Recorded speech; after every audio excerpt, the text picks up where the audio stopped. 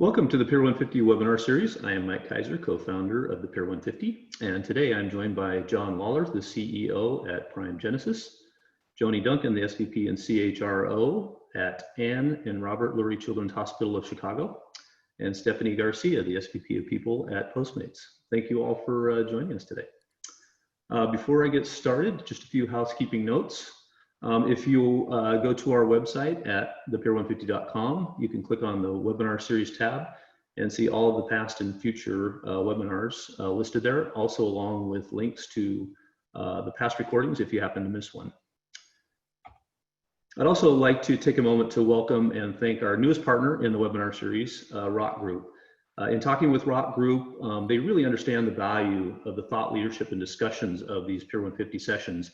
And we're really excited to have them join the Peer 150 family. Thank you so much for your support, and we really look forward to working with you on future sessions. Finally, just a couple quick notes on the Zoom platform. If you'd like to ask a question, please use the Q&A section. If you see a question on there that you would like answered, you can upvote that question. Those will pop to the top, and I will try to get those questions to the panel, as many as we can. And again, this session will be recorded and a link will be sent out to you in the follow-up email. So thank you again for joining us today. I wanted to start just with a quick introduction of yourself, a little bit about your background and role at your company. So Stephanie, we'll start with you. All right. Thanks so much, Mike. It's great to be here with both Joni and John as well. So as Mike said, I'm Stephanie Garcia. I lead our people team as well as social responsibility. So all of the community work we're doing out with our communities and volunteer work. I've been at Postmates for 1 year, and we are busy building and scaling the company with all of our people programs and processes. So great to be here, Mike. Thanks, Stephanie. Joni. Thank you, Mike, and good afternoon or good morning to everybody. I'm Joni Duncan, and I work at Lurie Children's Hospital in Chicago. We are a pediatric hospital, so we only see kids, and I run our HR function, including payroll and our learning and development function as well. And I'm really excited to be here and talk to everybody and also learn from others as well. Thanks, Joni. John.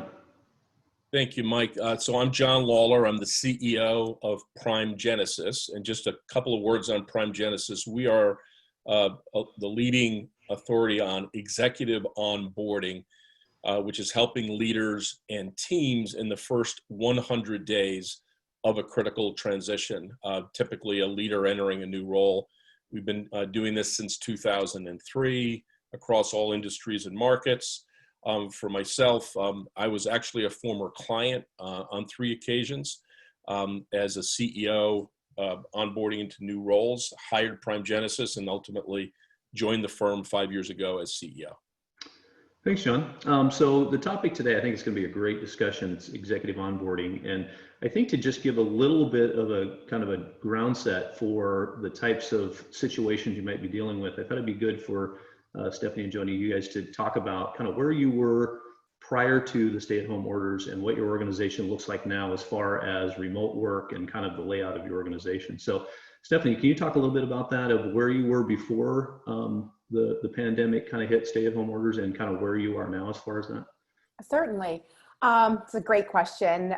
So Postmates, which we are an on-demand delivery platform, we are 1,350 employees across six different locations in the US. We have a small team in Canada. And prior to COVID, so prior to March 8th, about 90% of our workforce was all in office. About 40% of our workforce makes up our customer service and our sales teams out in Nashville. So 90% were in office. Starting on March 8th, that was the day we decided it was time to mobilize the entire company to go from in office into a remote environment, including our customer service teams, which are typically, as many of you may know, are not set up to be able to work remote.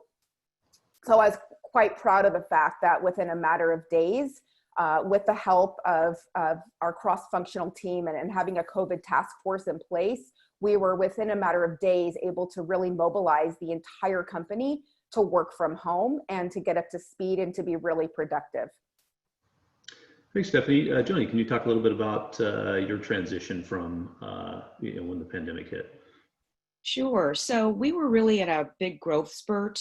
We were looking at a couple of acquisitions. We were actually building a new outpatient center as well. And so things sort of quickly, we actually also had a newer CEO as well, and a couple of other new executives that joined the team. And we went shelter in place in Chicago, March 13th. So we very quickly had to move people from working on site to working remotely, which of course was challenging since you're a hospital. You think, well, gosh, how do people do their work if they're not actually on site? But obviously we have a lot of employees that did not necessarily have to do their work there. And we also had to do it quickly in a way that maybe they weren't set up to do it. So did they have the right technology at home to be able to work remotely? You know, did they have good Wi-Fi? Things like that that might have been problematic. There was also some challenges with staff who maybe did not have work that could be done remotely. And so what were we going to do there? Including, you know, our volumes dropped. So, you know, nobody wanted to be in a hospital unless you had to. So that also included a lot of our direct patient caregivers who we had to, we didn't send them home necessarily, because we did pay our employees for at least a month and a half after we went into shelter in place. So now we're just looking at how we ramp back up. Thanks, Joni. So John, you know, you listen to Stephanie and Joni, and both organizations went from primarily an office environment to primarily remote. Lots to talk about the challenges of executive onboarding with that. But what are some of the key things that I'm assuming most executives that are listening to us today have that same, you know, kind of dynamic of primarily office to primarily remote. What are some of the key things that these executives should be looking at as far as challenges around bringing on executives in a remote environment? Sure, Mike, thanks. So first of all, we've always been 100% remote organization, our firm, and interestingly, we're doing all of our delivery, which used to be a combination of on-site, you know, on-premise and remote, 100% remote and virtual now by necessity. So what's interesting to see is that our clients are beginning to onboard people even in a virtual environment. They kind of got over that hump, you know, sort of early to mid-May, got used to the technology, got used to the differences. So it's encouraging to see people kind of moving past that. But to answer your question, Mike, there's really three big issues that face all leaders as they come in and are really the kind of the big reasons for failure. So I'll talk about those really, really briefly, and then a couple of the other considerations now that we're dealing in a remote and kind of a crisis environment. And the three big reasons are fit, so poor fit, cultural fit generally. Secondly, the inability to kind of build a team and deliver. And then thirdly, failure to adjust to new circumstances. So fit, delivery, and adjustment are the big reasons. We could go on and on about all of those, but we won't. What we're finding in this environment is all of those things are still part of the equation, but there's a couple of things, specific new challenges. One has to do certainly with the remote nature of work. So you don't have those chance encounters. You don't have those on the scene observational learnings that you have when you're coming into a new culture. So therefore, it's very hard to build relationships in that kind of casual, informal way, which is really where relationships tend to start. So that's one issue. The other issue is really the businesses are changing, or at least considering changes to whether or not it's strategy, operations, or organization. So as these leaders are coming in, not only is it a challenge to assimilate into the culture because of the remote aspect, but they're jumping onto a merry-go-round that's going pretty quickly, where there's lots of change. And that would be fine if they weren't leaders, but they're coming in and being expected to, you know, take a leadership role. So, the change that's taking place because of the coronavirus, and of course, you know, in the business, but also the remote aspect, making it challenging to develop relationships and learn, really has a lot to do with it. And the third piece I'll just say is onboarding has kind of two perspectives. One is a leader perspective coming in, And the second is the perspective of the people in the company welcoming that person in. And typically these days, all of the people in the company, whether or not it's the CHRO, the HR business partner, the hiring manager, are pretty stressed, pretty anxious, and don't have the time and as much time and energy as is really called for to do that extra work to bring somebody in. So those three things are really kind of conspiring to make it more challenging. There are solutions, there's progress, but those are three big things. Thanks, John. Stephanie, one of the things that, John talks about is fit. And, part of that is, getting to know people, right? And I think every organization probably has some formalized executive onboarding plan. And communication is a big piece of that plan. Can you talk about some of the challenges now with the folks that you're looking at to bring on or you have brought on, that, how you're helping manage that communication in a remote environment? That can be pretty challenging, where, as John mentioned, you can't just walk around the halls and kind of be present and talk to people. It's a more structured environment in the Zoom world or on the phone. Can you talk a little bit about the challenge around that and what you're doing to kind of address that? Yeah, certainly. So as I mentioned earlier, us being a 90% in office environment, we did rely a lot on those hallway conversations and connection points. Thankfully at Postmates, we are very much a Slack culture. So we leverage Slack a lot in terms of those communication and relationship building. So the technology that we have in place has helped us to enable onboarding. We have a few executives that we've done in this COVID environment, so I can kind of speak to those stories in a moment. But really doubling down on Slack, doubling down on surveys. So we've done several pulse surveys. Short, targeted, really focused on things like communication to help ensure as we onboard executives, part of their plan being very structured and intentional about the onboarding plan, the communication component that you're asking about, Mike, that has been built into the onboarding plan in a very intentional and deliberate way. Putting out there, right, that, here's we are a Slack culture. We are having town halls every 2 weeks. Like, here are the relationships you're going to connect with. And by the way, we're going to put these meetings on the calendar. So the communication and doubling down on that piece has been even more so critical to help to really kind of pull in and engage the executives and build those relationships. Thanks, Stephanie. And Joni, could you talk a little bit about some of the communication strategies you're using with your executive onboarding and how that might be either very helpful or maybe some challenges you've seen around some of those communication strategies? Sure. So our CEO in particular started in December, and so of 2019, and so starting in January. He started doing town halls. So we weren't shelter in place. So the town halls were big, big rooms with lots of people in them. And so, and that was really, people were very excited about those, especially because he would talk about himself. He wanted people to get to know him and use that as an opportunity. And so as we had to go to a more virtual environment, we wanted to keep the town hall. So it went virtual. We shared with employees that every Wednesday, at least, especially after COVID started and we were all, people were sheltered in place, every Wednesday from noon to 1, there would be a town hall. We would ask employees what topics they wanted to talk about in advance so that he could lead that discussion with other key executives around the table. We also branded our communications so people would know that this was something coming from the executive team or specifically coming from the CEO, and that it wasn't just a normal communication, so that we would get that attention to that.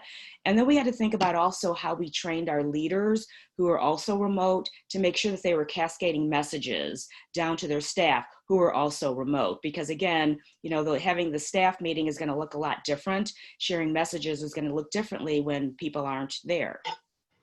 Thanks, Joni. And John, I want to stick with the communication piece and get your thoughts around it, because there really is a challenge around, leadership lots of times is a style, and like you said, when you're in an office environment, you can kind of look at the org chart and go find the individuals that you want to communicate with and connect with for different reasons. In a remote environment, you come aboard and nobody potentially, and everybody's remote. And so it's a very structured type environment that you're walking into.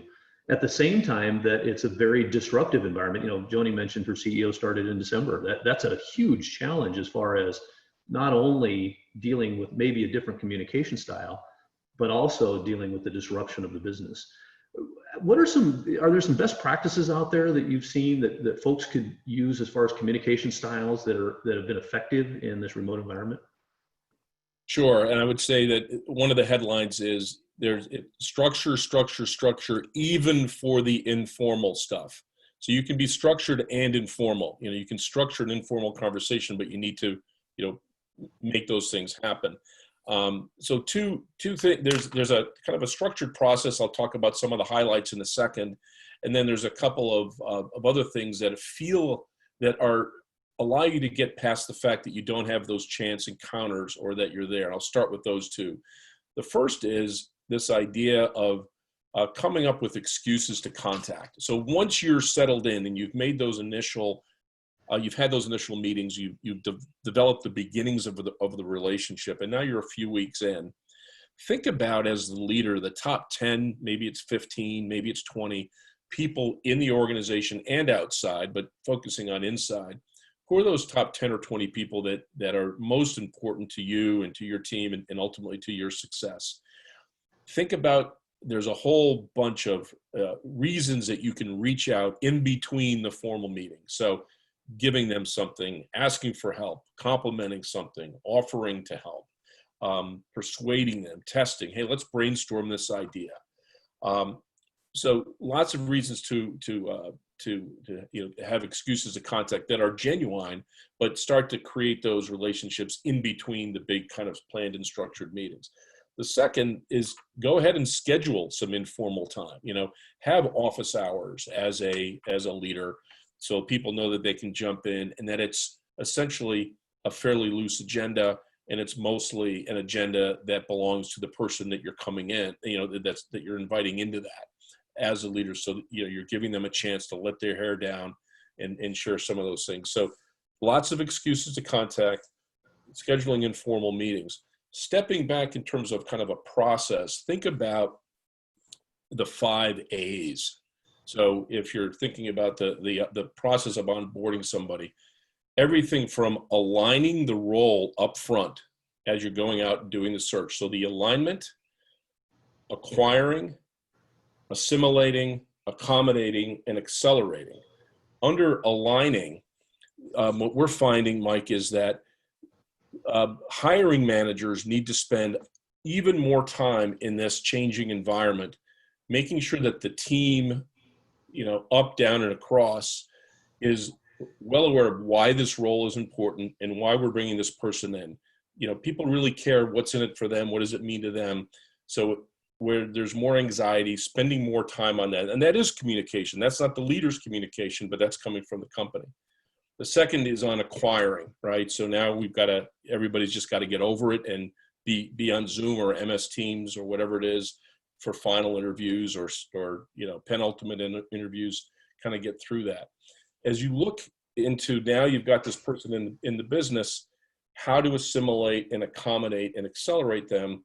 You can, and it sounds like Stephanie has done some of this, and perhaps Joni has as well. You can do virtual new leader assimilation, virtual new team assimilation. You just need a little bit more planning.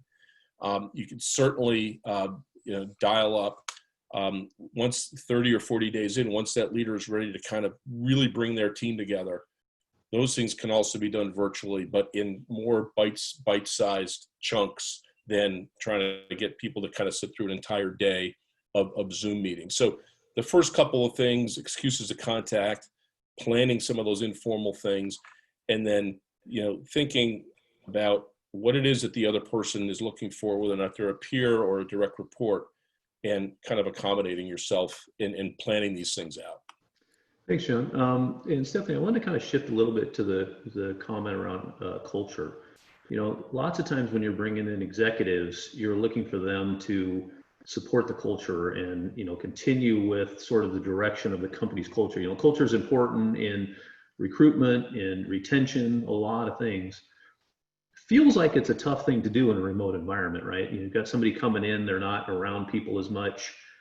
What are some of the things that you're doing to help your your executives continue the culture, and what are you doing to kind of portray your culture to them so they understand exactly what you're trying to accomplish?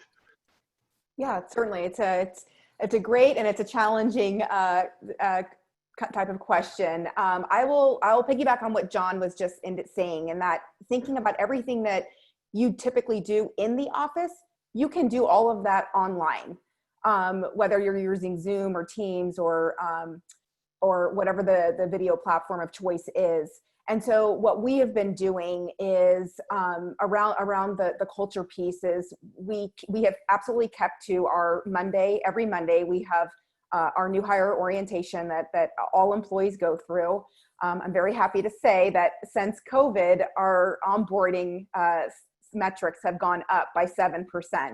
So we're clearly doing something right, better in terms of onboarding in this remote situation than we were when we were all in the office. So those numbers tell us that we're on the right track.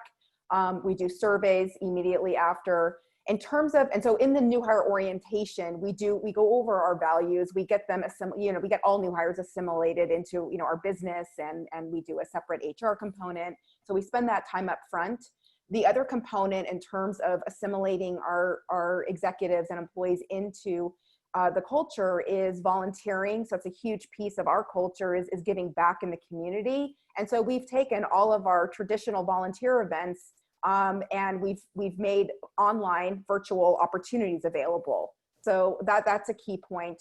The other thing that we do, we have a fantastic events and culture team, and they work really hard, again, to bring all of the traditional in-office type events, right, that would bring employees physically together. We've taken those and put all of those online. So I think it goes back to, again, what John was saying, like it's a mindset shift, right? Whatever you've been doing in the office, you can do that online, and it's about bringing then people together and keeping that community going. The last piece that we've really done in terms of the culture is we've created even since all of the new hires that we've been bringing on since March 8th, when we mobilized all of the workforce to be 100% remote. You heard me mention earlier about Slack. So again, continuing to double down on our technology to keep people connected and bring them together. We've created a separate new hire Slack channel. And so as that is dedicated for our new hires that have been onboarding in this 100% remote. So now we've created yet another community that we keep adding to every single week because we're continuing to grow and hire and bringing those new hires together so that they can experience and learn and start to build their own community as well. Thanks, Stephanie. Joni, can you talk a little bit about how you're kind of keeping culture alive within the Children's Hospital? Sure. So, I think that with a new CEO coming on board, there was one of the questions that a lot of people had was, will the culture change? And so certainly then COVID happens, and that certainly that question comes up again. What does this mean for the culture? And so one of the things that we have done is we've tried to identify, even though work has changed a little bit, but what are some of the initiatives that we were working on before COVID that we wanted to make sure that we continued, so that we kept that continuity around our culture. So we had already had kicked off before that we want to be a high reliable organization. So we were going on that journey, and that was really important to everyone. Diversity and inclusion was another one. We hired a new chief diversity and inclusion officer. And so we identified that those two, and I won't necessarily call them projects because they're a journey and you stay on them, but we identified those as priorities for the organization. And we didn't want to let go of those because we felt that then we were sort of saying, that wasn't important to our culture. So we also realized that to continue all of those things, including thinking about the challenges to our culture, we had to think about change management and how important that would be as well. So we have infused change management into all of those projects and those activities so that we can keep that continuity in our culture. But knowing that there's going to be the things that we love about, where I work, that we don't want to change, but that other aspects of the culture are going to change because of COVID. How people work was going to change. We would, if you ask employees, what do they like best about working there, they'd say working with each other, being there and working together. And now that's going to look different. So what does that do to that aspect of your culture where working together, seeing each other is, really what makes you feel good about working there. So now we're thinking about what is our culture going to look like as we move to stay more of a remote environment. So we're going to work on those challenges because we know that we want to keep those aspects of our culture that everybody loves, but now we have to think about what makes it different and how that might impact those things that we love. Thanks, Joni. So John, I wanted to kind of incorporate the question to you along the lines of an audience question that relates.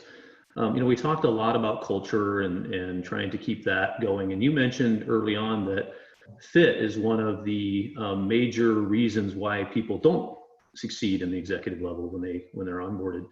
And there's a question around, the idea around I've got a culture and I'm looking for a fit, and that may exclude folks that maybe have a different opinion or a different perspective. If you're always looking for the same kinds of people that fit in your culture, that could even be along racial lines or whatever it might be, getting that diverse perspective. Can you talk a little bit about what you're seeing as far as that fit helping with success? And when do you go outside your culture and outside maybe a fit to bring in an executive?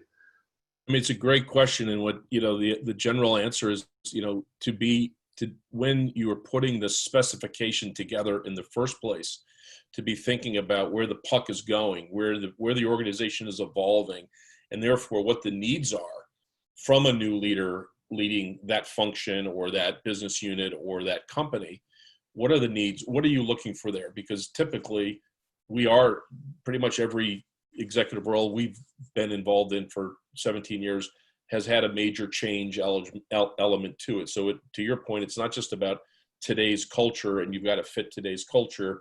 It's really very often now the most successful folks are those who've said, we need to evolve our culture and we're looking for people who can help us do that. So that's number one. Number two, there are a bunch of tools out there. We have a tool that we call Brave, which allows you to look at behaviors, relationships, attitudes, values, and environment. And you could look at that from the standpoint of the company, the reality of the company's current culture. You could also have looked at and say, what is our target culture? Where are we looking to evolve on some of our behaviors and relationships? It could be things around how decisions are made, how communication gets done, how people learn. But also, you can also ask your candidates to express their cultural preferences. So you can understand where the gaps may be between the cultural preferences or strengths of a leader coming in and the current state, as well as the desired future state of the culture of the company. And to your point, there may be some deal breakers in there, but very often, as long as you understand where those differences are by going through some of that work in the upfront recruiting and onboarding process, you can bridge some of those gaps. So that's number one. Number two is having leaders go through the process before they start to create a 100-day personal onboarding plan that includes some of their evaluation of the culture along with their hiring manager and HR business partner, so that everybody's eyes are wide open, seeing some of the same things. And the third thing I would say is a buddy system. So lots of, buddy system is not a new concept by any means, but to have in these days, maybe even 2 buddies or 3 buddies who are generally speaking peers of that new leader coming in, who can help them navigate the culture, understand what the real decision-making process is, how to work with certain people. There needs to be a little bit more attention and hand-holding perhaps with some of these leaders. And then the very last thing is, this idea of, listen, things are changing inside the companies that leaders are onboarding into. So while we're all about speed, all of us on the call today, we want things to happen as quickly as possible. We're also advising leaders to perhaps slow down, or at least keep their eyes open to understand how quickly they move through the phases of onboarding, from doing what they're being asked to do, making observations, then making recommendations, and then making decisions. It's not necessarily lickety split. But if their buddy or HR business partner or hiring manager can kind of keep an eye on them, make sure they're not going too fast, make sure that at the same time they're not going too slow, then some of those cultural shifts can be bridged. But it does take the plan, and it does take some hand-holding. Thanks, John. Stephanie, John mentions the fact that, leaders are coming in now in a disruptive environment. It's definitely different than it was, 3 or 4 months ago. And obviously one of those things is the remote nature of leadership versus, in office kind of thing. And I never like to use the micromanager because that has a negative connotation, but you might have some hands-on management styles that may not be as effective in a remote environment. And my question to you is, when you're looking at candidates for executive positions, is that something you're looking at now as a must-have, the ability to manage remote people, and be able to have that skill set? Or do you feel like you're going to go back to your old onboarding process and your own criteria as far as, what kind of the skills you're looking for in an executive manager? Can you talk a little bit about that kind of dynamic that's going on right now? Certainly. So I think looking at it from the dynamic of the executive, and as I said, we've had a few situations recently, and I know first and foremost, it's understanding like your customer. I think of all employees like as a customer, and that's the mindset I take. And so I think it's important to understand what it is that's concerning, right, or top of mind for them as they're onboarding into this 100% remote environment. Right, versus me just as the HR leader coming up with a tool and a framework that I'm just gonna use. It's important that I understand like what their concerns or worries are, and knowing that, just going in and having a very I'm all about simplicity, but a very simple and structured and intentional plan for that executive. It's I'd say it's not so much are we looking for how can they onboard or how can they manage like in a remote environment. It's more making sure, I think first and foremost, that they are set up to come in and to not only lead with their team, but also their key business partners in the remote environment. And that's accomplished and has been accomplished by having a very structured and intentional plan, and then having the strong HR business partner to help guide and kind of play co-pilot with this executive. The third piece, and what we've learned through this onboarding in terms of just our entire workforce, you heard me mention earlier that we've done 2 pulse surveys to get a sense on not only one, how is it working for all the employees? Do they have what they need? Are they being effective? How do they feel about working in this remote? Like the questions were all centered around their overall well-being and effectiveness and productivity in this remote environment. But then we also asked all of our people managers, how are they doing? How are they able to lead? What do they need? And both surveys came back with just resounding numbers. I mean, over 94%, both on the manager side and the employee side, in terms of, do they know what their objectives are? Do they have the tools that they need to do their job? Are they feeling connected, right, across the team? And so back to your question around now, is that a skill that's needed? Well, certainly, I think we definitely need. We don't know how long we're going to be in this remote environment, so we do need to know that folks can navigate and can manage and be effective in working with their teams. But we now have the data, right? Based on we have the data in terms of how the internal workforce is performing and their overall engagement in this remote environment, and we also have the business metrics that kind of support our business is growing and thriving in this environment. And so I think the combination of those 2 things, putting, as an executive comes into the organization, making sure that we are, as part of their onboarding, sharing that data, sharing those results so they can, as part of their onboarding, they can see how the organization has been adapting. Thanks, Stephanie. Joni, same question. What's your strategy around that management style of working remote versus more of a hands-on style? What are you looking at as far as bringing folks in on the executive level? Yeah, so I think that's really interesting. So how do you change, especially you're asking somebody to sort of change the way that they work.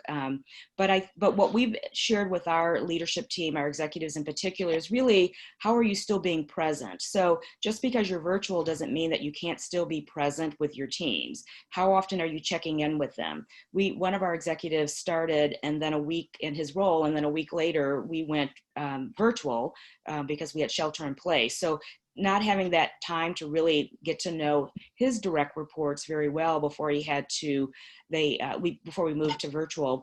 And so he really made sure, one of the things that he did was every Monday morning, there was a call with all of his direct reports. And to talk about what's going on, get feedback from them. He wanted to make sure that they understood his style, but that also that he understood their style as well. And so that was really important to make sure that even though he wasn't there, he was there for them.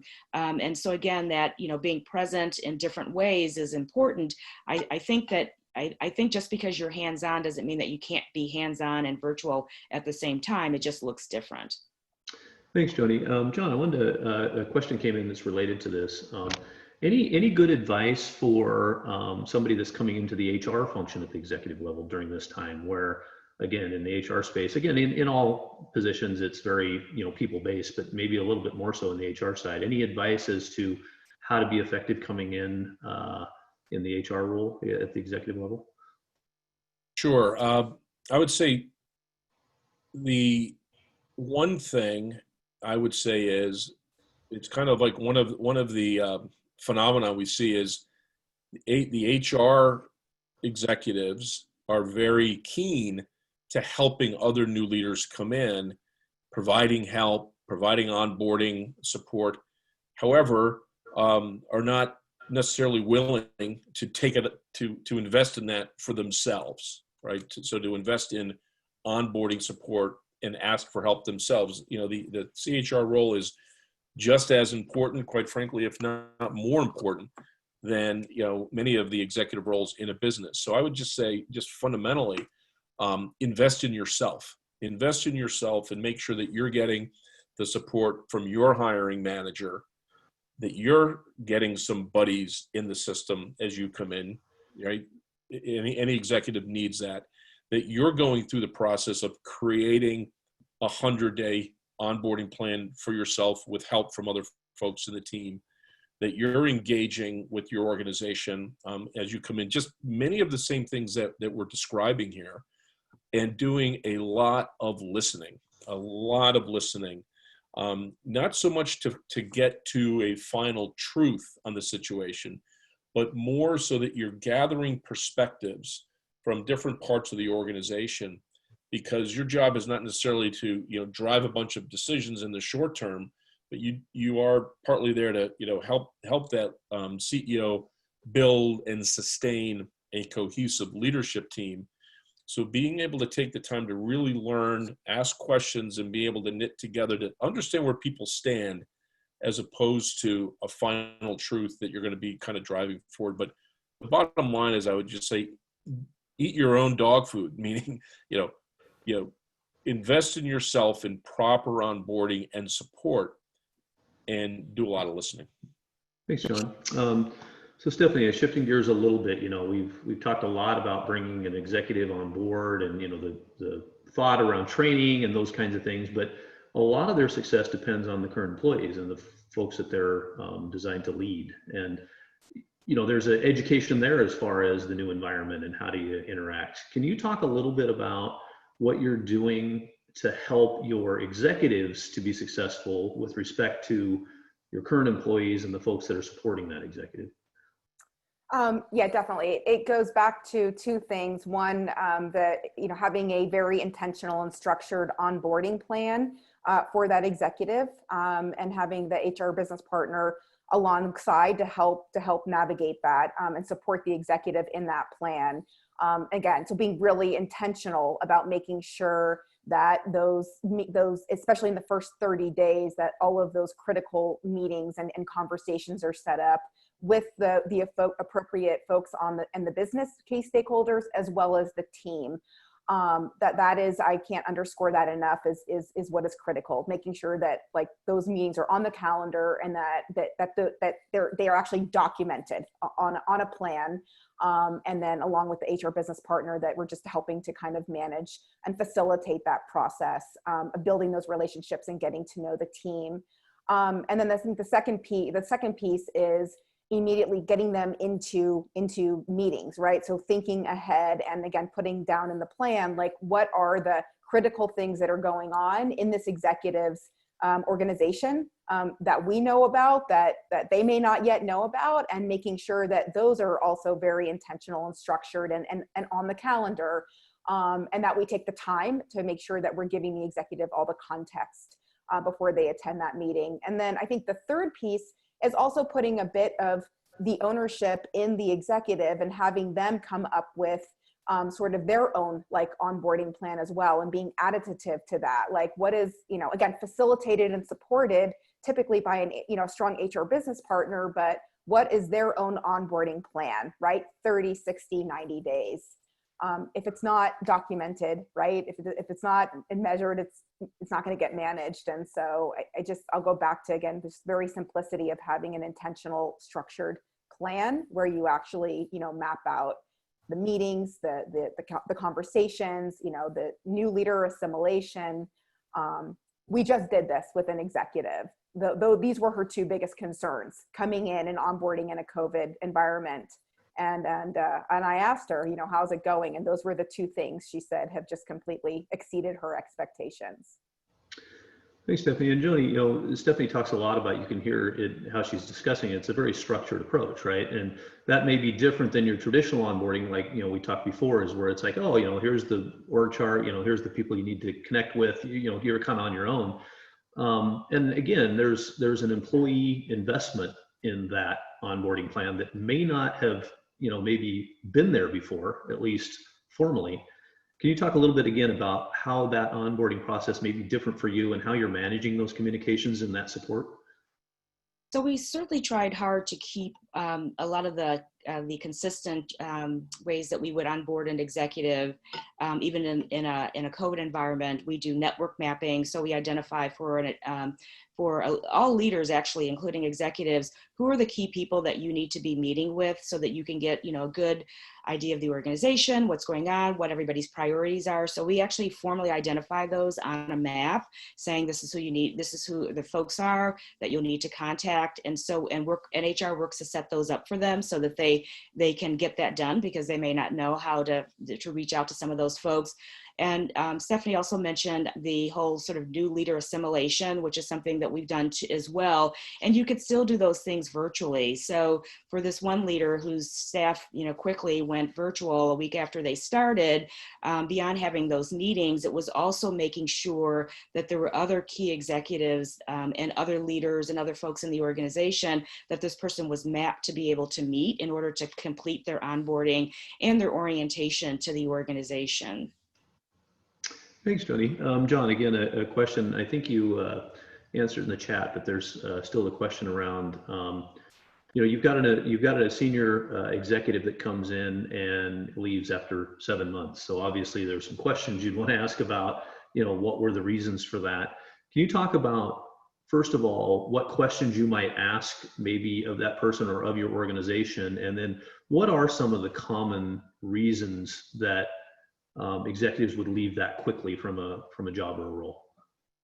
So I would start with the recruiting even before start with the recruiting process. So was there alignment amongst the team, so up, across, and down as necessary, on the role itself and on the requirements for the role? So were people on board with this role? Second, in hand over heart, did the candidate truly meet the requirements for the role, or was somebody trying to force fit a person into a role and there just wasn't a match, not so much culturally even, but maybe even on some of the requirements to get the work done? So very often it's a role where there's not really alignment. The second is you could have 90% alignment and one or two people who are misaligned, right? So you've always got people who are either supporters, detractors, or on the fence. So one of the things that we advise leaders as they go into these roles is to fairly early, with some help, diagnose who they think those people are, the supporters, the fence sitters, and the detractors. A detractor could be somebody who thought they were going to get the role, or somebody who just doesn't believe in it, or who knows what it might be. But to identify that early on, and as soon as you can, make a call as to whether or not that person needs to stay on your team or not, right? So, sometimes the failure is down to one or two people who are just making life difficult, and nobody's willing to call that out. So you need to smoke those kinds of things out early. After that, I would like to see the onboarding plan. And so, okay, share with me what the onboarding plan was. Was there enough time up front? Was there enough rigor on learning what needed to be learned, on building relationships? Was there some mentoring by the HRBP, by the hiring manager, by a buddy to help that person navigate perhaps a difficult decision? Were they being encouraged to move faster when they needed to move faster? Were they, being encouraged to slow down when they, were maybe going too fast? So what kind of help did they, actually get there? And then I would also ask, did they go beyond simply assimilation into the role, but did they actually step up and establish an imperative for their team, an agenda for their team to follow, which is kind of usually around day 30 or day 40. So it's not just about assimilation and putting out fires and doing the job. It's really about creating that new direction for the team. Did that happen, and did that stick? And then the last question I would ask is, what changed? Was there anything that changed fundamentally in the company or in the function or in the business unit or the geography that created a need for adjustment that just didn't happen? So was there a failure to adjust to something that happened externally or internally? So I would be asking those kinds of questions. Thanks, John. Stephanie, just, kind of a question, putting your kind of future hat on here. You've gone from primarily an office environment to primarily remote. What's the biggest risk you see right now with bringing somebody on in a primarily remote environment? What's the thing that keeps you up at night as far as bringing folks in and helping ensure their success?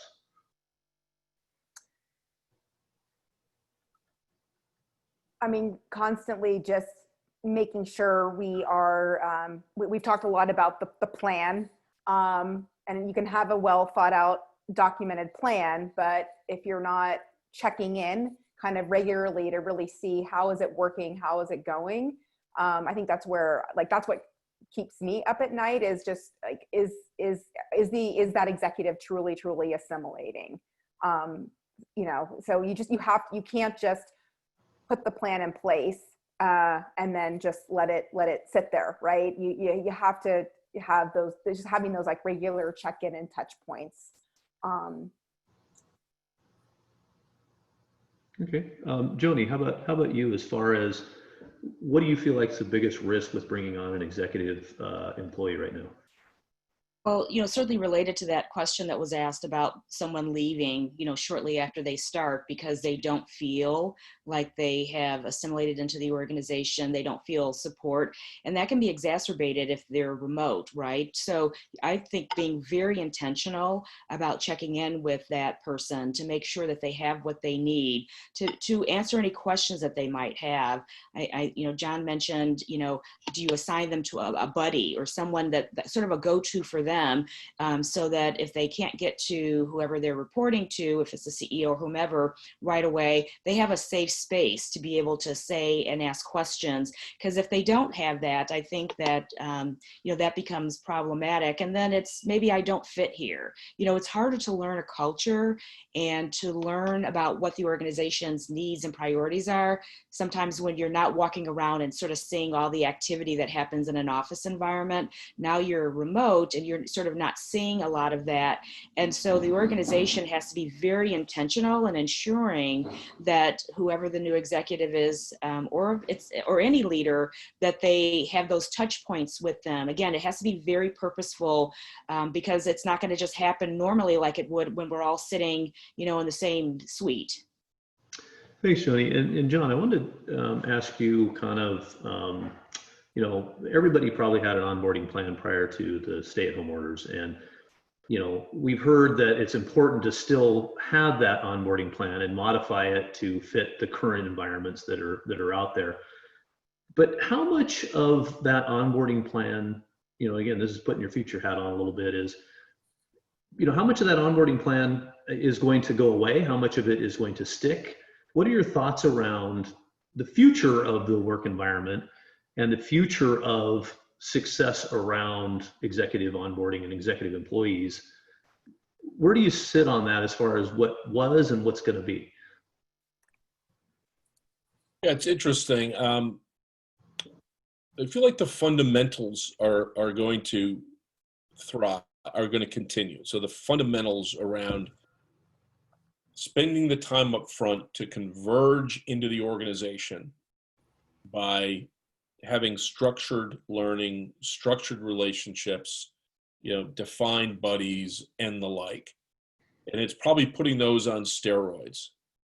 Then having a message, and I would say there's probably, if nothing else, even more, Mike, focused on communication, listening, iterating, right, with different groups, looking for perspectives as opposed to trying to be the person with the answer right out of the gate.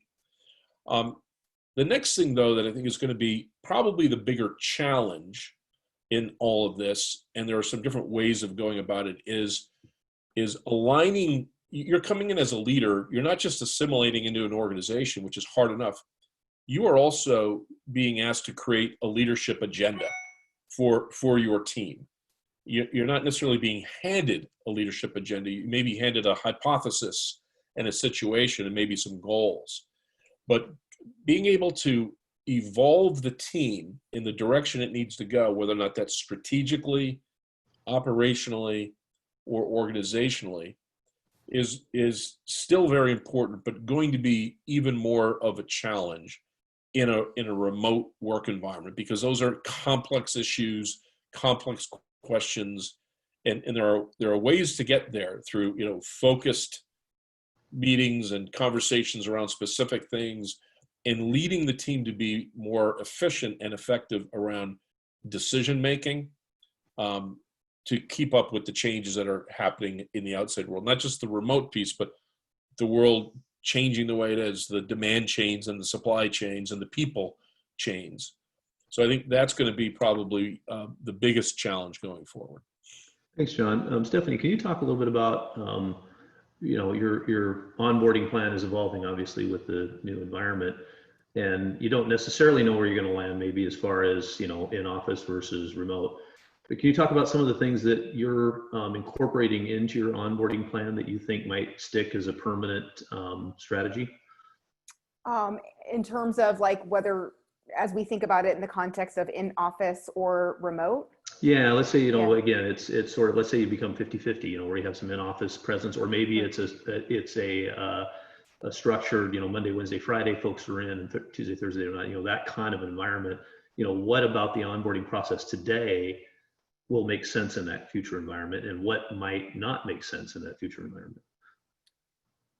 Well, how things are already changing. We're already, number one, you heard me mention sort of the pulse surveys, and then specifically we've been talking with the executive team about what their experience has been like since moving to remote. And so we've had plenty of executives who were like of the mindset of only being able to be effective in office. And because we were forced into this remote environment, they learned and realized and had these aha moments around, wow, like we are, if not even more productive, and saw like so many benefits to actually being remote versus in the office. And so I say that because as we think about future forward and what we're doing right now, we're talking to an executive who doesn't live in where our company is headquarters. And so, where there's a few things that are happening. One, we are actively, considering talent, which I think is a great thing that is not tied to, our headquarters location. Number two, I'd say that we have a lot of strength across the executive team now, where they have learned and realized just how effective and productive one can be in a remote working environment. So we have strong, what's building a strong alignment across the executive team, which is, as I look forward and, we think about hiring executives that are maybe not necessarily tied to the headquarters, we're already having sort of that proof of concept happening right now. On a more broader level, we are working, when I say we, at the task force, we have a COVID-19 task force that has been in place and has met daily and will now 3 times a week since March 8th, has been instrumental in just planning and putting forth what does the future look like, whether we're going to be 50-50 or what does that look like in general for the company. So we're actively kind of figuring that out right now in terms of what the future may look like. Thanks, Stephanie. We're almost out of time, John. I wanted to finish with you on a question that came in from the group, and it really, I think, has to do with the challenge in today's environment, working remotely. How does an executive know if they're successful in what they're trying to accomplish as a leader when, the employees or people that might give them feedback might be hesitant, especially with not that face-to-face interaction? There's a little bit more distancing potential in a Zoom remote environment. What's some advice for how an executive coming in can validate that they're being successful in their goals and objectives, and as well as the onboarding process, that it's being successful in what it's trying to accomplish?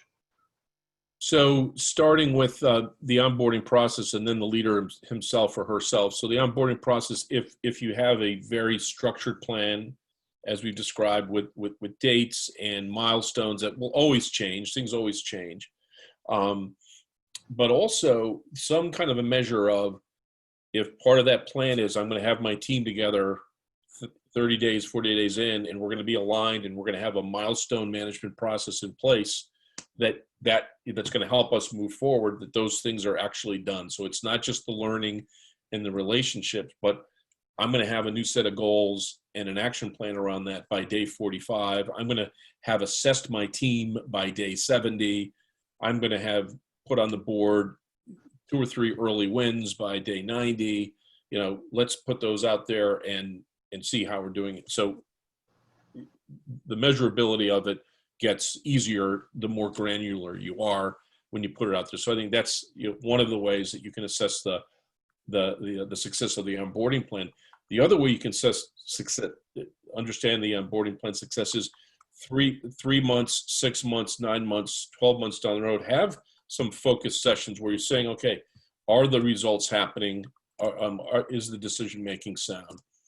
As far as Mike, you asked a question about the leader. How does the leader know that they're on track or off track and that they're getting the kind of feedback that they need? Number one, I would say that they ought to start up front, expressing the fact that whether or not it's exacerbated by the environment we're in today, or just the fact that it's a significant leadership challenge that they're jumping into, that they're seeking feedback and truly start to kind of demonstrate that they do want feedback along the way. They will consider it. So number one, be open and ask for that. The second is, I think, dialing up the support from the HR business partner and the hiring manager, particularly in the first 100 days, first 30 days for sure, but dialing that up, not just on the what is being accomplished, but how are they behaving? How are they getting things done? Because if you give someone feedback along the way, it's much less of a bomb being dropped on them as opposed to waiting out 3 or 4 months. So that kind of regular feedback and helping guide them through those stages of the onboarding is going to increase their chances for success. And then lastly, I would say that right around day 90, day 100, one of the things that we facilitate when we're helping leaders in a 100-day engagement is we facilitate kind of a mini leader self-assessment and stakeholder feedback process. And it's all anonymous as far as the stakeholders. And it's not very detailed, but it's strongly directional to let people know how to course correct going forward. So there's the upfront, setting the expectation they want it. There's some things during those first 100 days that you can track and help, and then do something a little bit more formal after 100 days. Thanks, John. We are out of time, but John, Joni, and Stephanie, thank you so much for joining us today. I think, executive onboarding is going to be, it's going to be different as we move forward. So I appreciate your perspectives. For our audience, we will be skipping next week in remembrance of the 4th of July holiday. So we will be back on July 10th with another session. So have a great weekend and have a great 4th of July extended weekend. And thank you all for joining us again. Thank you. Thank Thank you. you.